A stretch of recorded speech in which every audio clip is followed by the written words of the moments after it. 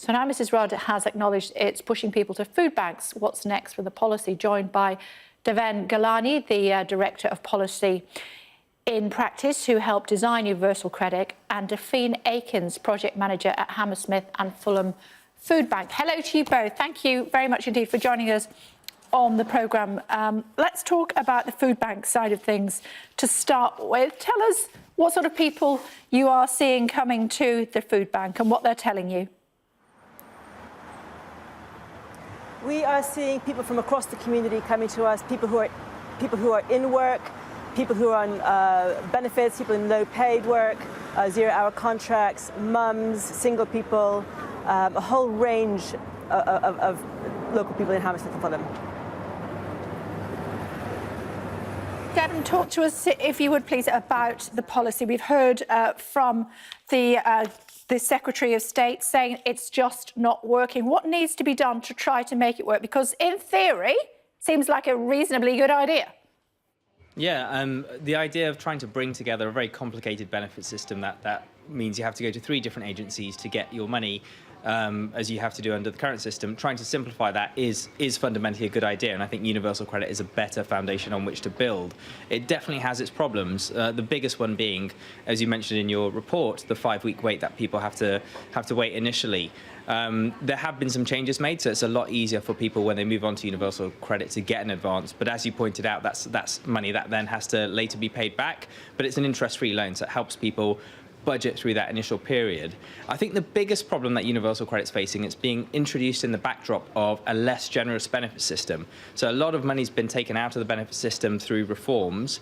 The levels that are paid out through benefits have been frozen for at least the last 3 years, while living costs have risen. So even without Universal Credit, people who are having to move on to this new system have less financial resilience. They're less likely to be coping and much more likely to be struggling, or possibly even in crisis, which is usually when they turn to food banks.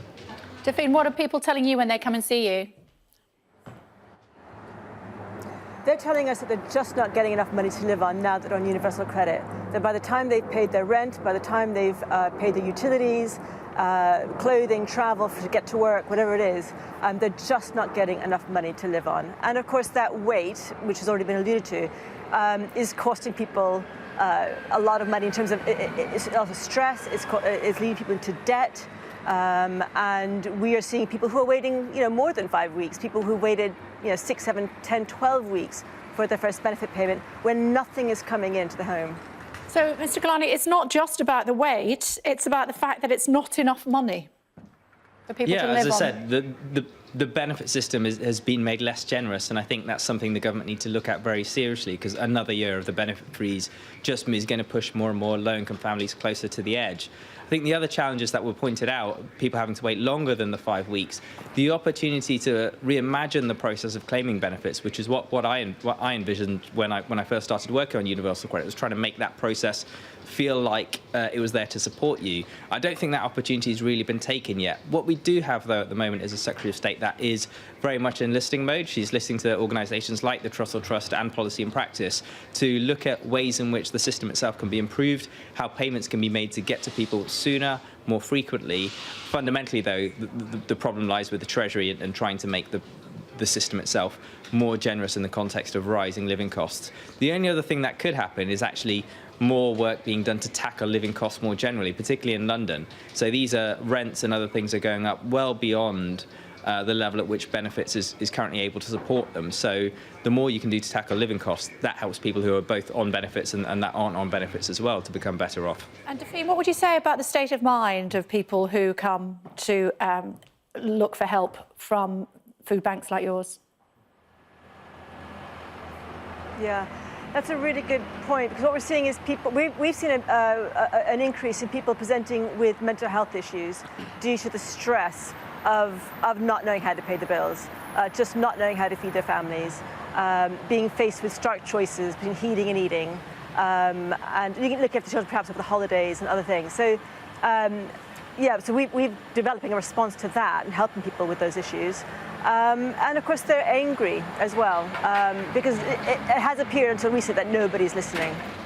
How many people do you tend to help in any given week or month, Deven? We feed an average of about 1,000 people every month. So that's about 1,000 people, men, women and children, who are referred to us by our voucher partners, and each of them is given enough food to prepare up to 10 meals. And how are you funded? We are funded by grants, members of the public, local community, setting up direct debits. We campaign to raise money. Anybody who wants to support us, find us on our website. But yeah, that's how we're not funded directly by the Trussell Trust, for instance, although they do have grants available. Okay. The Secretary of State, Mr. Ghelani, is accepting that it's not good enough, this system, and it does have to change. That, from what we are gathering, means more money put into this part of social care, if that's what you want to call it. Potentially that means an increase in taxes.